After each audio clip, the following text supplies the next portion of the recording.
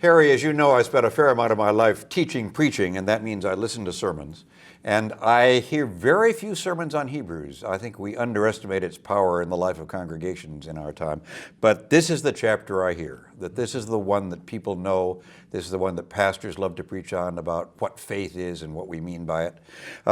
Help us think about faith, and help us think about faith a little bit for those of us who are so steeped in Paul that we assume that faith is hearing the word and obeying and moving into righteousness. What's faith for Hebrews?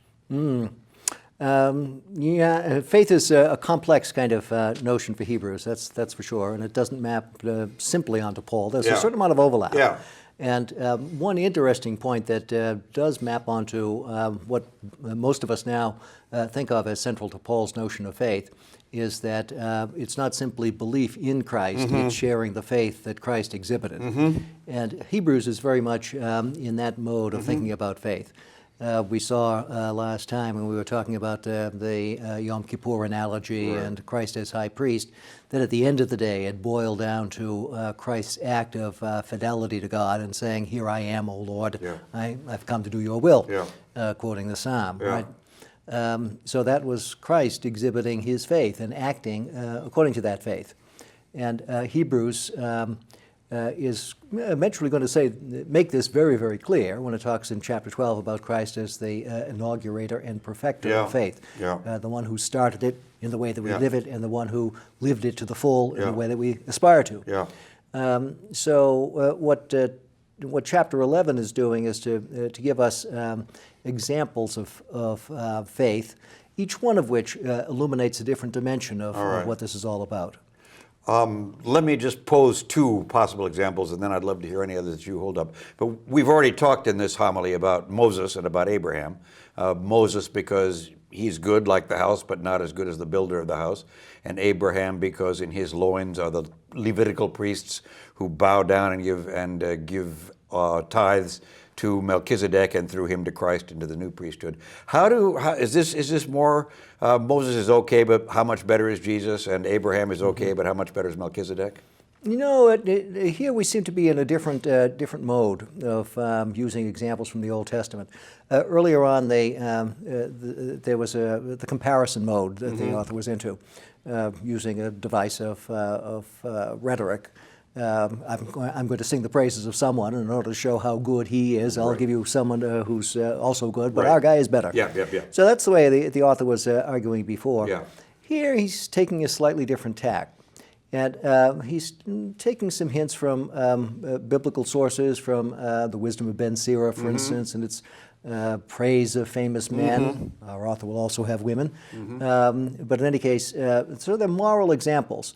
We also have that in a slightly different way in the wisdom of Solomon, not talking so much about moral examples, but the continuity of wisdom and the way in which things happen through it. So our author is emphasizing continuity and doing what many preachers of a moral sermon will do, is to set up examples of people who exemplify that virtue that you're trying to inculcate or encourage. So the author's emphasis here is on continuity rather than discontinuity.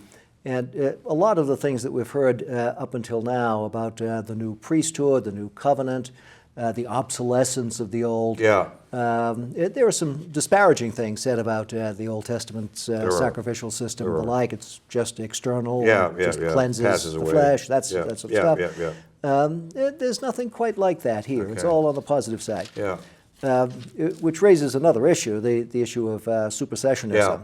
That is, there are different ways of reading Hebrews and thinking about the reality of Christianity, as opposed just to say so everybody's got it. Supersessionism is the idea that Christianity supersedes Judaism. So Judaism that's over and done. Over and done with. Old covenant means old, gone, dead. Right. Now we move on. And there are things in Hebrews that kind of point in that direction.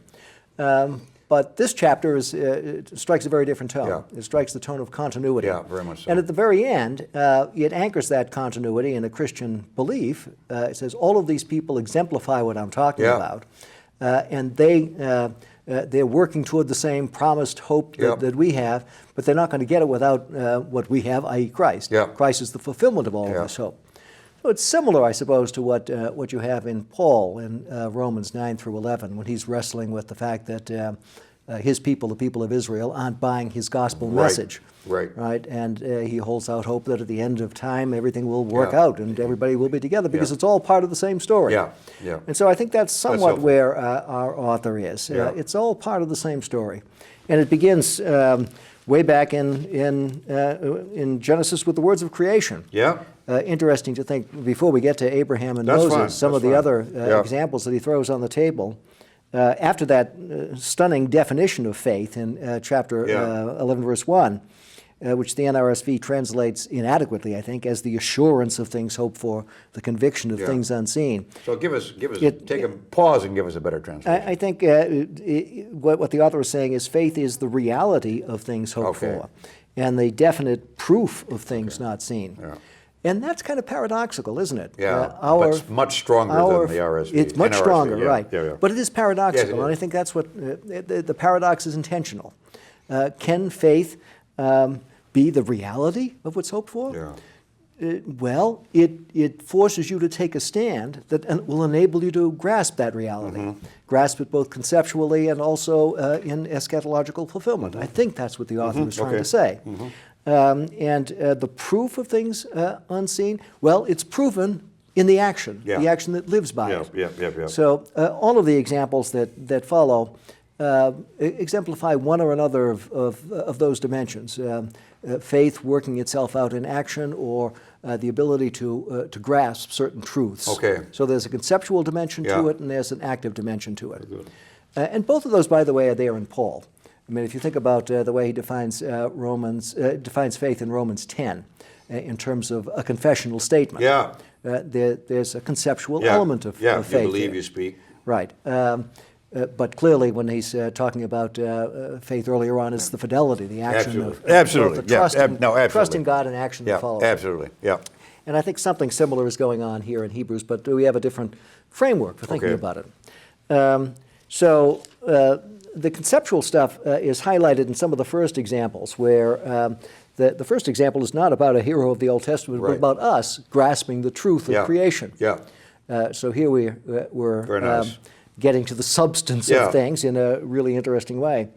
And then he plays on various scriptural verses, sometimes reading in faith into the text, sometimes reading it right out of the text. Yeah. So I don't think there's anything specific in the text about the sacrifice of Abel that would enable you to say he's acting faithfully. But if you're looking at examples of people who were doing good things, it has to be an example. Approved. Yeah, right. And so he gets approved. Yeah, he gets the seal of approval. Absolutely. All right. So Abraham, you mentioned the two big figures, Abraham and Moses. Yeah.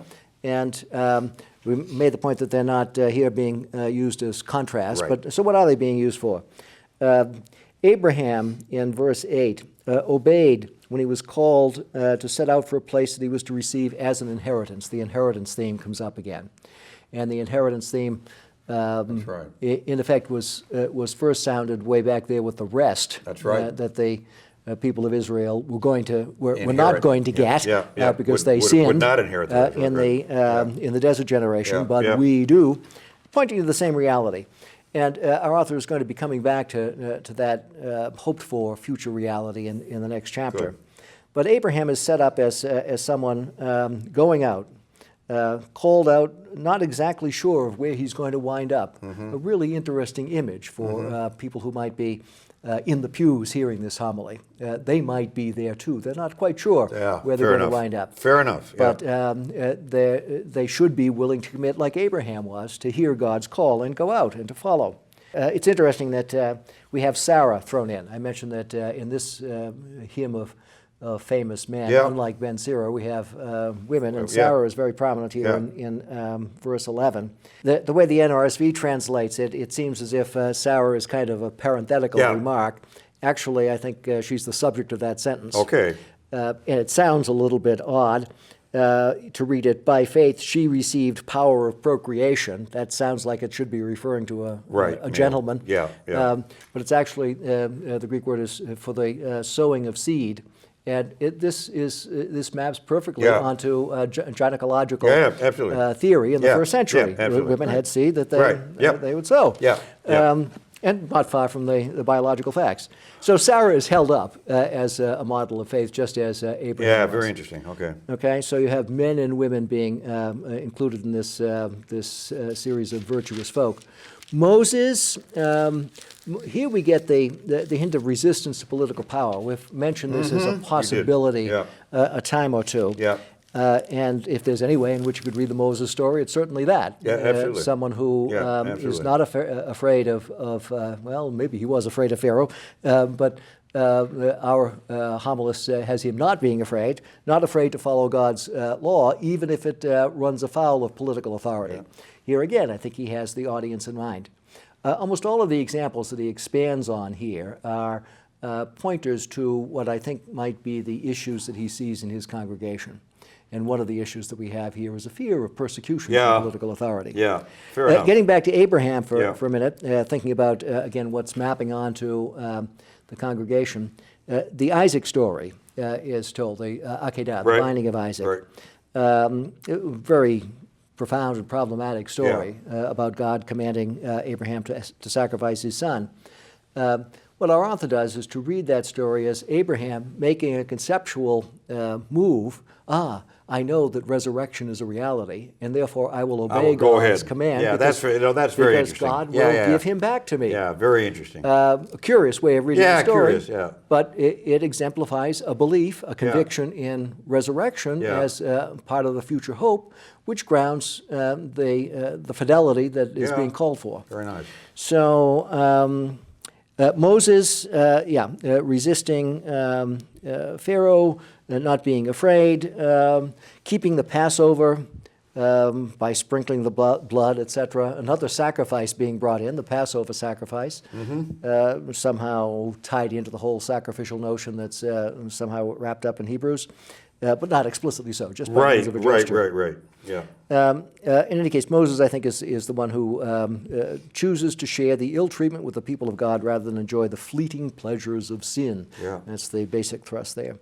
So it all runs down to the end, where our author says, all of these, though they were commended for their faith, and some of the texts are explicit in Scripture, some of them are just in his reading, they did not receive what was promised. So there's the future hope that we're going to have to get into in the next section. And they're not going to be made perfect apart from us. Here, perfection doesn't seem to mean so much qualification as getting the promise at the end. So this is another one of these terms that can have some fluid applications in the course of the text. Accompany us. Yeah. Right. But we're all together in the same business, is what he's saying. Absolutely. What about the references to martyrdom? Is that it? We'll see about this in our next session to some extent, but is this stories told because as far as I know it's all guessing, but is your intelligent guess that this is a real issue for the community, or does this remain kind of at the outskirts of their consciousness and somebody might have to die, but there's not a particular death we're Well, mourning we know that there was persecution of Christians from the early stage of the movement, and people did die. The first major collection of martyrs was in 64 when Nero made Christians in Rome the scapegoats of the Great Roman Fire. Whether that had taken place prior to this, we don't know. It's possible, and if so, there's a gesture in that direction. There's at least enough to be nervous about. Right. Fair enough.